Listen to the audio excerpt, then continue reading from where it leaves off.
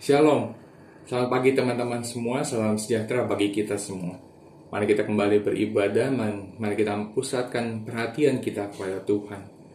Meskipun hingga hari ini kita masih berada dalam wabah COVID-19, tapi bukan berarti kita tidak berpengharapan. Seperti yang tertulis di Roma 14 ayat yang ke-8, sebab jika kita hidup untuk Tuhan. Dan jika kita mati untuk Tuhan. Jadi baik hidup atau mati, kita adalah milik Tuhan. Baik hidup atau mati, kita adalah milik Tuhan. Dan Ia tidak akan membiarkan kita. Mari kita berdoa untuk memulai kebaktian hari ini. Tuhan, kami bersyukur kalau kami masih boleh dikumpulkan. Dan kiranya kami tidak menyia-nyiakan kesempatan yang Kau hadirkan untuk kami boleh beribadah ini. Terima kasih.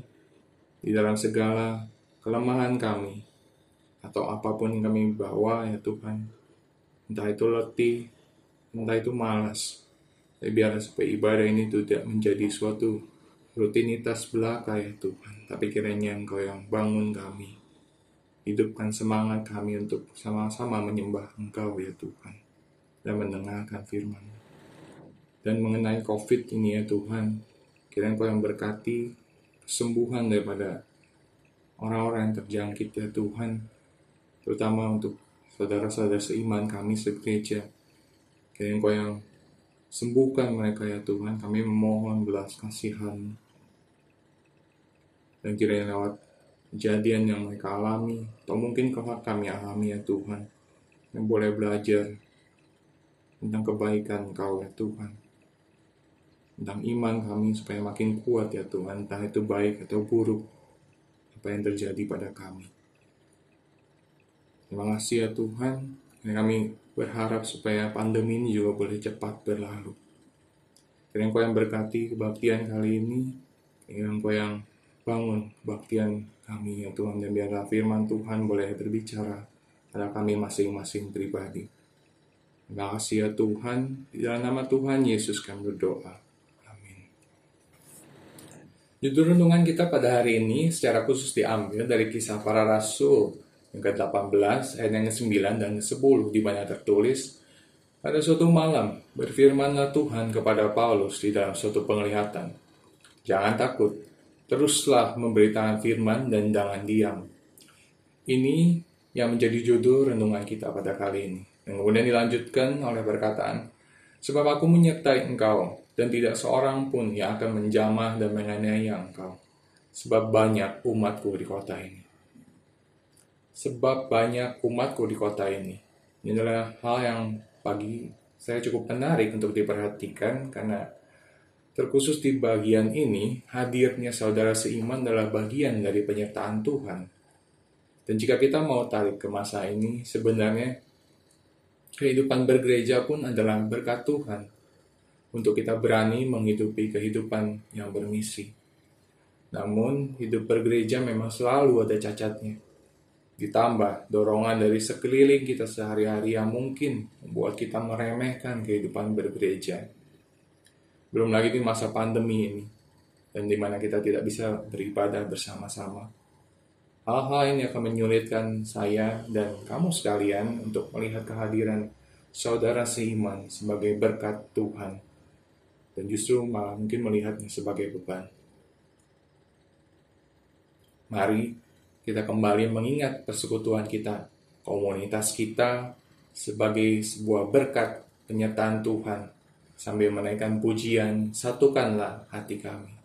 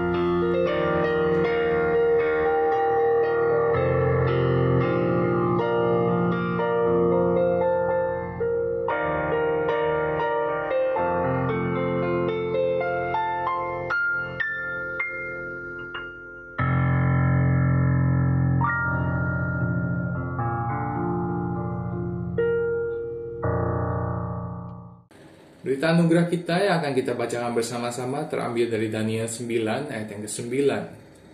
Daniel 9 ayat yang ke-9. Pada Tuhan Allah kami ada kesayangan dan keampunan, walaupun kami telah memberontak terhadap Dia. Mari kita mengikrarkan pengakuan iman baptisan kita seturut dengan pengakuan iman rasuli.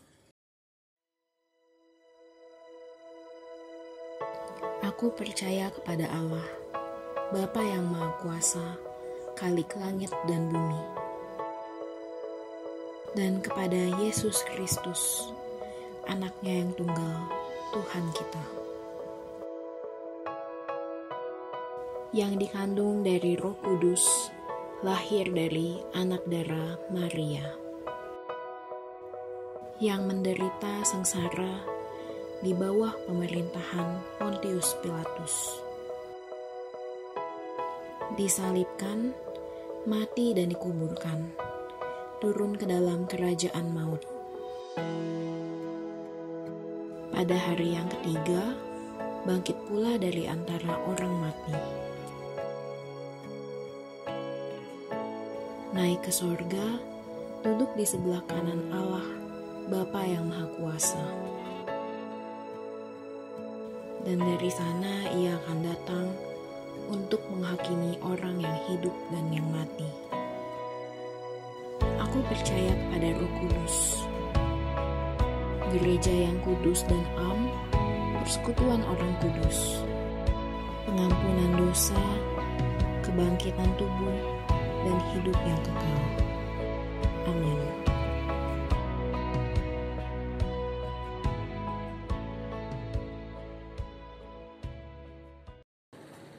Rasul Paulus, sama seperti kita semua juga adalah manusia yang pasti akan merasa takut, khawatir, dan mungkin sekali untuk jatuh ke dalam ketidaksetiaan.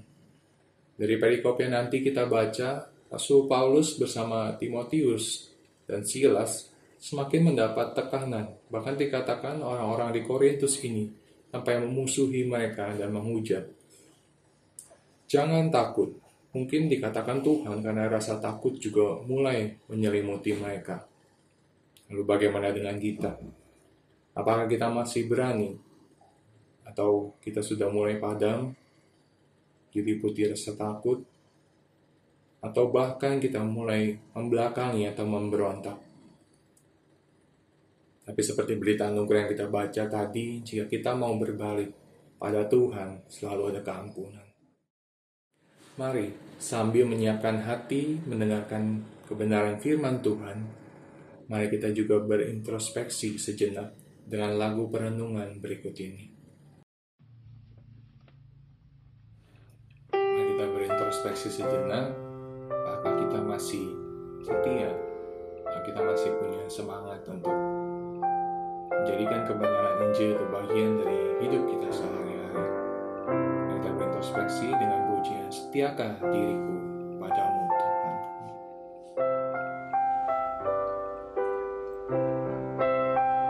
Setiakah diriku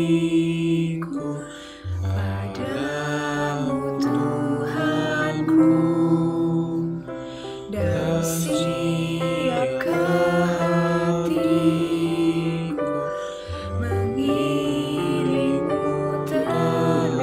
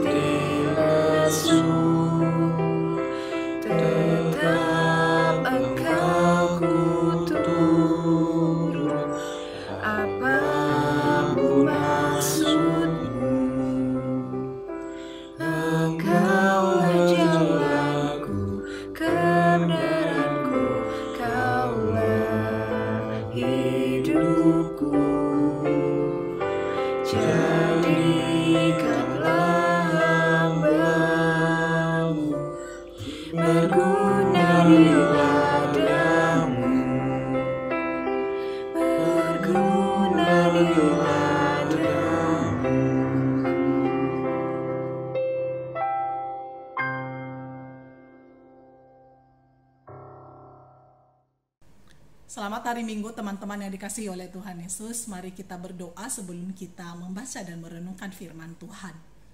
Bapa di sorga, terima kasih untuk kesempatan ini. Kami boleh tetap beribadah meskipun masih secara online. Namun kami percaya bahwa di tengah-tengah ibadah kami, Tuhan hadir beserta dengan kami, memberkati kami lewat firman Tuhan yang akan kami baca dan renungkan bersama. Di dalam nama Tuhan Yesus kami berdoa. Amin. Mari kita membaca Alkitab kita dari Kisah Para Rasul 18 ayat 1 hingga ayat yang ke-17. Paulus di Korintus. Kemudian Paulus meninggalkan Athena lalu pergi ke Korintus. Di Korintus ia berjumpa dengan seorang Yahudi bernama Aquila yang berasal dari Pontus. Ia baru datang dari Italia dengan Priscilla istrinya karena Kaisar Claudius telah memerintahkan supaya semua orang Yahudi meninggalkan Roma. Paulus singgah ke rumah mereka. Dan karena mereka melakukan pekerjaan yang sama, ia tinggal bersama-sama dengan mereka. Mereka bekerja bersama-sama karena mereka sama-sama tukang kemah. Dan setiap hari Sabat Paulus berbicara dalam rumah ibadat dan berusaha meyakinkan orang-orang Yahudi dan orang-orang Yunani. Ketika Silas dan Timotius datang dari Makedonia, Paulus dengan sepenuhnya dapat memberitakan firman, di mana ia memberi kesaksian kepada orang-orang Yahudi bahwa Yesus adalah Mesias. Tetapi ketika orang-orang itu memusuhi dia dan menghujat, ia mengebaskan debu dari pakaiannya dan berkata kepada mereka, "Biarlah darahmu tertumpah ke atas kepalamu sendiri, aku bersih, tidak bersalah. Mulai dari sekarang aku akan pergi kepada bangsa-bangsa lain." Maka keluarlah ia dari situ, lalu datang ke rumah seorang bernama Titius Justus yang beribadah kepada Allah, dan yang rumahnya berdampingan dengan rumah ibadat. Tetapi Krispus, kepala rumah ibadat itu, menjadi percaya kepada Tuhan bersama-sama dengan seisi rumahnya, dan banyak dari orang-orang Korintus yang mendengarkan pemberitaan Paulus menjadi percaya dan memberi diri mereka dibaptis. Pada suatu malam berfirmanlah Tuhan kepada Paulus di dalam suatu penglihatan, "Jangan takut, teruslah memberitakan firman dan jangan diam. Sebab aku menyertai engkau dan tidak ada seorang pun yang akan menjamah dan menganiaya engkau sebab banyak umatku di kota ini." Maka tinggallah Paulus di situ selama 1 tahun 6 bulan dan ia mengajarkan firman Allah di tengah-tengah mereka. Akan tetapi setelah Galio menjadi gubernur di Akaya, bangkitlah orang-orang Yahudi bersama-sama melawan Paulus lalu membawa dia ke depan pengadilan. Kata mereka, ia ini berusaha meyakinkan orang untuk beribadah kepada Allah dengan jalan yang bertentangan dengan hukum Taurat. Ketika Paulus hendak mulai berbicara, berkatalah Galio kepada orang-orang Yahudi itu, "Hai orang-orang Yahudi, jika sekiranya dakwaanmu mengenai suatu pelanggaran atau kejahatan, sudahlah sepatutnya aku menerima perkaramu. Tetapi kalau hal itu adalah perselisihan tentang perkataan atau nama atau hukum yang berlaku di antara kamu, maka hendaklah kamu sendiri mengurusnya. Aku tidak rela menjadi hakim atas perkara yang demikian." Lalu ia mengusir mereka dari ruang pengadilan. Maka orang itu semua menyerbu Sostenes, kepala rumah ibadat, lalu memukulinya di depan pengadilan itu. Tetapi Galio sama sekali tidak menghiraukan hal itu. Teman-teman yang dikasihi oleh Tuhan Yesus, apakah teman-teman merupakan orang yang banyak bicara atau lebih banyak diam? Anda tidak tertarik dengan perkataan-perkataan yang begitu banyak dan hanya ingin menyampaikan hal-hal yang penting-penting saja. Menurut survei, wanita mengucapkan 20.000 kata setiap hari, sedangkan laki-laki mengucapkan 7.000 kata. Dari survei ini menjadi sebuah alasan bagi kita untuk dapat memahami mengapa di rumah seorang ibu itu lebih cerewet daripada ayah. Perempuan lebih banyak kosakata yang diucapkan daripada laki-laki. Tema firman Tuhan hari ini, "Don't be afraid, speak, do not silent." Jangan takut, bicaralah, jangan diam. Ada beberapa tokoh dalam perikop ini yang boleh kita perhatikan bersama-sama. Yang pertama adalah Paulus. Paulus datang di Korintus. Kota Korintus adalah sebuah kota yang sangat terkenal dengan kekayaan yang begitu banyak dan juga dengan kepadatan penduduk. Korintus memiliki penduduk yang kebanyakan yang mayoritas menyembah berhala. Jadi di Korintus itu terdapat beberapa kuil-kuil berhala dan orang-orangnya juga terkenal dengan kesombongan dan juga kejahatan moral. Bahkan ada praktek keagamaan yang tidak terpuji, yang tidak bermoral dilakukan di tengah-tengah kota Korintus ini. Kemudian kita boleh melihat ada Aquila dan Priscilla, sepasang suami istri yang bertobat, yang percaya kepada Tuhan Yesus, turut serta juga di dalam melayani Tuhan. Dan pada saat itu mereka pindah ke Korintus karena mereka diusir oleh Kaisar Claudius untuk meninggalkan Italia. Paulus, Aquila, dan Priscilla ini memiliki jiwa yang sama, memiliki visi yang sama, passion yang sama, yaitu memberitakan Injil. Kemungkinan besar inilah yang membuat mereka bisa bekerja sama, bahkan bisa tinggal serumah, mengerjakan pekerjaan yang sama, yaitu membuat tenda, karena memiliki visi yang sama di dalam melayani Tuhan. Kita juga boleh melihat ada Silas dan Timotius, kedatangan mereka ke Korintus membuat Paulus lebih fokus memberitakan firman Tuhan. Mungkin Paulus kurang fokus selama ini di dalam memberitakan firman Tuhan karena ia harus mengerjakan akan pekerjaan tangannya. Ia harus membuat kemah untuk menghidupi kehidupannya, tetapi kehadiran Silas dan Timotius menolong Paulus untuk boleh lebih fokus di dalam memberitakan firman Tuhan. Yang menarik adalah seorang yang bernama Titius Justus. Di sini disebutkan bahwa Titius Justus bukan hanya seorang yang percaya kepada Tuhan, tetapi hidupnya beribadah kepada Allah. Dan rumahnya itu berdampingan dengan rumah ibadat. Hidup yang beribadah kepada Tuhan itu bukan hanya melakukan ibadah-ibadah yang ritual, tetapi juga bahwa ia boleh membuka rumahnya bagi Paulus sehingga Paulus boleh tinggal bersama-sama dengan mereka di dalam rumah mereka tersebut. Dan kehadiran Paulus di rumah Titius Justus itu membuatnya dengan mudah datang ke rumah ibadat mereka dan menyampaikan kebenaran firman Tuhan di sana, sehingga kita boleh melihat seorang kepala rumah ibadat yang bernama Crispus boleh bertobat, bahkan seisi rumah mereka boleh mengenal Kristus Yesus lewat pemberitaan firman Tuhan yang disampaikan oleh Paulus. Crispus menjadi orang percaya. Coba kita melihat di sini ya, bagaimana pekerjaan Tuhan boleh bekerja tadinya melalui Titius Justus yang dengan berbesar hati, dengan terbuka mau menerima Paulus ke rumahnya, sehingga akhirnya Paulus ini dapat menyampaikan firman Tuhan di dalam rumah ibadat, dan lewat itu semua seorang kepala rumah ibadat, seorang yang bernama Crispus boleh mengenal Tuhan Yesus. Bahkan seisi rumah mereka boleh bertobat. Kemudian kita boleh melihat seorang gubernur yang bernama Gubernur Galio, gubernur di Akaya, yang tidak mau mengurusi masalah keagamaan orang Yahudi. Dan terakhir kita boleh melihat seorang yang bernama Sostenes menjadi kepala rumah ibadat. Ada yang aneh ya di sini ya. Di atas dikatakan Crispus yang menjadi kepala rumah ibadat, kemudian di bawah dikatakan bahwa Sostenes juga adalah kepala rumah ibadat. Kemungkinan besar Sostenes menggantikan Crispus menjadi kepala rumah ibadat di tempat yang sama.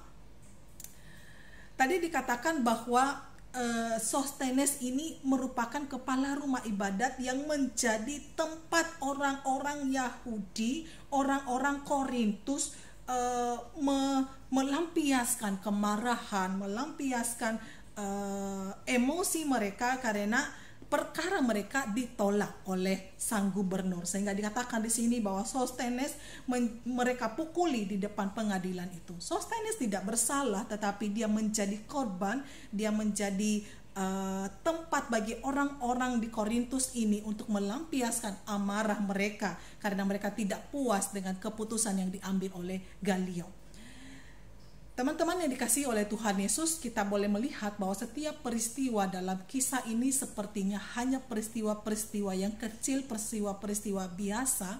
Namun di balik setiap kisah yang ada di dalam perikop ini, kita melihat bahwa kebenaran Allah yang mengatakan, firman Tuhan yang mengatakan di dalam Roma 8 ayat 28, Allah turut bekerja di dalam segala sesuatu untuk mendatangkan kebaikan bagi setiap mereka yang mengasihinya, yaitu bagi mereka yang terpanggil sesuai dengan rencana Allah. Pengusiran Aquila dan juga Priscilla sehingga ia bertemu dengan Paulus di Korintus merupakan rencana Allah. Demikian juga Titius Justus yang membuka rumahnya untuk Paulus, itu juga adalah rencana Allah.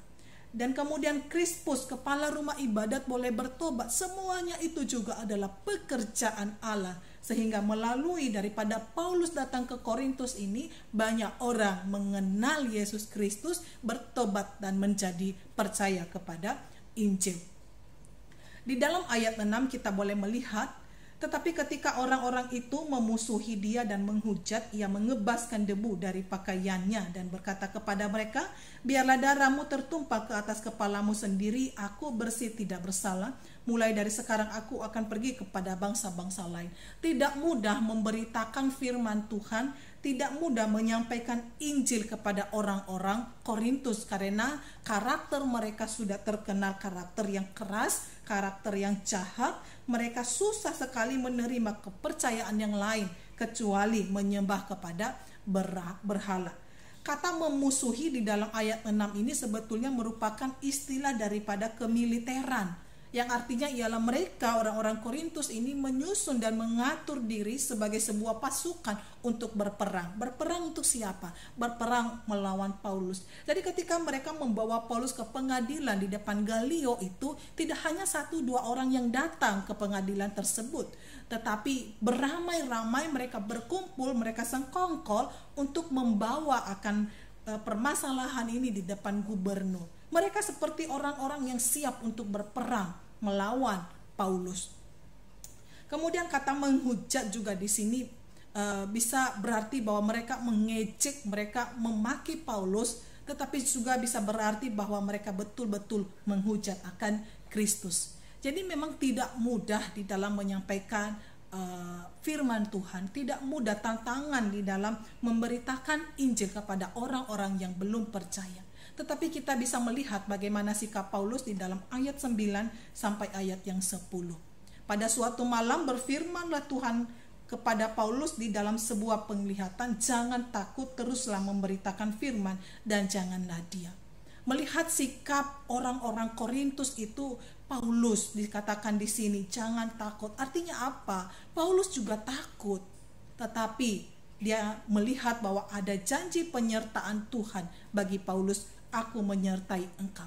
Kadang-kadang di dalam kita memberitakan Injil, di dalam kita menyampaikan kebenaran, di dalam kita menyampaikan akan firman Tuhan, ada perasaan takut di dalam hati kita. Takut ditolak, kita takut diejek, kita takut dimusuhi, kita takut diasingkan, bahkan mungkin dari tengah-tengah keluarga kita. Perasaan itu akan ada sebagai sesuatu hal yang wajar. Tetapi Tuhan berkata kepada kita pada hari ini, jangan takut, teruslah memberitakan firman dan jangan diam, sebab aku menyertai engkau. Ada janji penyertaan Tuhan ketika ia memberikan perintah, ketika ia memberikan mandat, ketika ia memberikan amanat agung kepada setiap orang-orang percaya untuk terus memberitakan firman. Ada janji Tuhan di sana bahwa ia akan menyertai orang-orang percaya di dalam menjadi saksi Tuhan di tengah-tengah dunia yang penuh dengan kejahatan ini.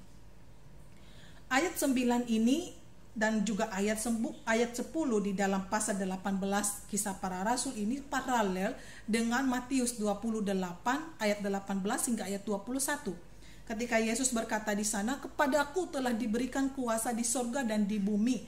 Karena itu pergilah, jadikanlah semua bangsa muridku dan baptislah mereka dalam nama Bapa, Anak dan Roh Kudus. Dan ajarlah mereka melakukan segala sesuatu yang telah kuperintahkan kepadamu. Dan ketahuilah, aku menyertai kamu senantiasa sampai pada akhir zaman. Ada janji penyertaan Tuhan bagi setiap orang percaya di dalam memberitakan Injil, di dalam memberitakan firman Tuhan. Jadi apa yang menjadi alasan bagi kita untuk tidak takut, tidak boleh diam di dalam memberitakan firman Tuhan? Yang pertama, karena Tuhan yang memberi perintah supaya kita boleh terus memberitakan Injil Yesus Kristus. Karena Injil adalah kekuatan Allah yang menyelamatkan setiap orang, baik orang Yahudi maupun orang Yunani.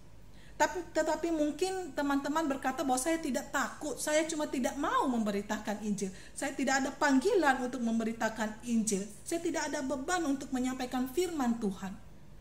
Saya hendak mengatakan kepada teman-teman semua bahwa orang yang telah diselamatkan, orang yang sudah percaya kepada Tuhan Yesus, orang yang sungguh-sungguh sudah mengalami perjumpaan dengan Tuhan Yesus, orang yang hatinya telah diubahkan oleh Roh Kudus sehingga ia menjadi ciptaan baru, tidak mungkin baginya untuk diam memberitakan firman Tuhan atau memberitakan Injil Yesus Kristus. Ada dua kemungkinan kenapa kita tidak mau memberitakan firman. Yang pertama, kita belum mengalami perjumpaan sejati itu dengan Tuhan Yesus. Kita memang orang Kristen, kita memang adalah orang-orang yang beribadah seperti Krispus, dia bahkan kepala rumah ibadat, tetapi dia belum mengalami perjumpaan dengan Tuhan.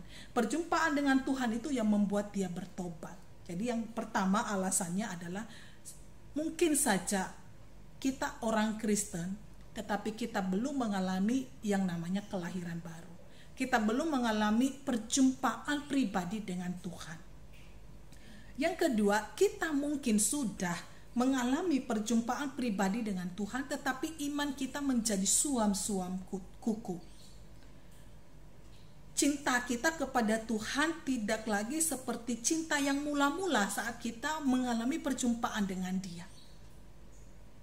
Waktu, tenaga kita, pikiran kita terkuras oleh hal-hal duniawi yang tidak ada hubungannya dengan Injil. Maka kita memang harus terus membangkitkan semangat kita supaya tetap berkobar-kobar di dalam memberitakan firman Tuhan. Alasan berikutnya mengapa kita tidak usah takut dan tidak boleh bungkam, tidak boleh diam dan terus memberitakan firman Tuhan adalah yang pertama tadi, Tuhan yang memberi perintah, dan yang kedua ada janji penyertaan Tuhan di dalamnya. Kita tidak sendiri, Allah beserta dengan setiap mereka yang membawa Injil, yang menyampaikan Injil dan memperkatakan Injil. Dan pada akhirnya bukan kita yang menobatkan orang, bukan kita yang membuat orang percaya kepada Yesus, tetapi Tuhan melalui Roh Kudus yang bekerja di dalam hati orang yang mendengarkan Injil itulah yang membuat dia bertobat dan percaya kepada Tuhan Yesus. Jadi bagi kita yang sudah diselamatkan, sudah menerima anugerah hidup yang kekal di dalam Yesus Kristus, sampaikanlah hal itu kepada keluarga, teman-teman kita, dan juga orang-orang di dalam komunitas kita. Jangan malu, jangan takut, sebab Injil yang ada di dalam Yesus Kristus adalah janji yang ajaib. Injil adalah janji yang menghidupkan. Injil adalah kuasa Allah yang menyelamatkan orang dari kehidupan yang kekal. Tuhan Yesus sendiri berkata di dalam Yohanes pasalnya yang ke-10 ayat yang ke-28. Dan aku memberikan hidup yang kekal kepada mereka, dan mereka pasti tidak akan binasa sampai selama-lamanya, dan seorang pun tidak akan merebut mereka dari tanganku. Yesus sendiri yang berkata demikian, bahwa ia memberikan hidup yang kekal kepada setiap kita yang percaya kepadanya, dan ia berjanji kita tidak akan binasa sampai selama-lamanya, dan seorang pun tidak akan merebut mereka dari tanganku. Kemudian ayat 29, Bapakku yang memberikan mereka kepadaku lebih besar daripada siapapun, dan seorang pun tidak dapat merebut mereka dari tangan Bapa. Kita yang sudah ada di dalam Kristus memiliki kepastian hidup yang kekal, memiliki kepastian akan hidup bersama-sama dengan Tuhan lewat iman kita kepada Yesus Kristus yang telah mati di atas kayu salib menggantikan dosa-dosa kita, menggantikan kita dari hukuman.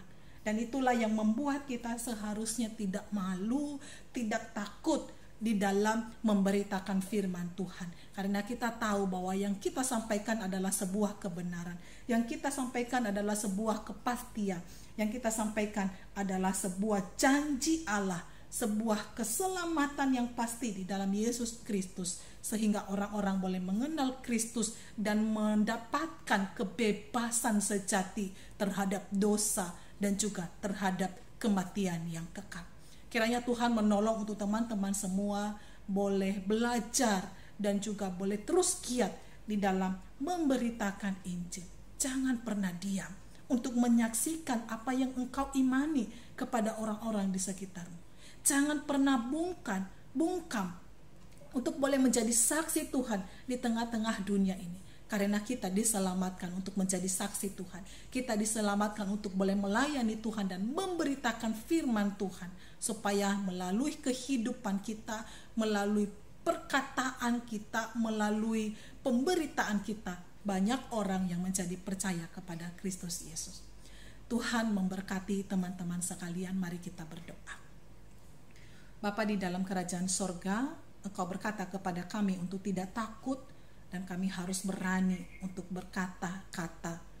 Kami harus berani untuk menyampaikan firman-Mu, karena Injil-Mu adalah Injil yang menghidupkan, Injil yang membebaskan, Injil yang memberikan kepastian akan hidup yang kekal. Buang segala keraguan-raguan di hati kami, buang segala ketakutan di dalam hati kami, dan terlebih rasa malu untuk menjadi saksi Kristus. Karena kami adalah orang-orang yang telah diselamatkan, dan hidup yang telah Engkau berikan bagi kami adalah sebuah kehidupan kekal bersama-sama dengan Tuhan di sorga. Terima kasih ya Tuhan, berkati firman-Mu.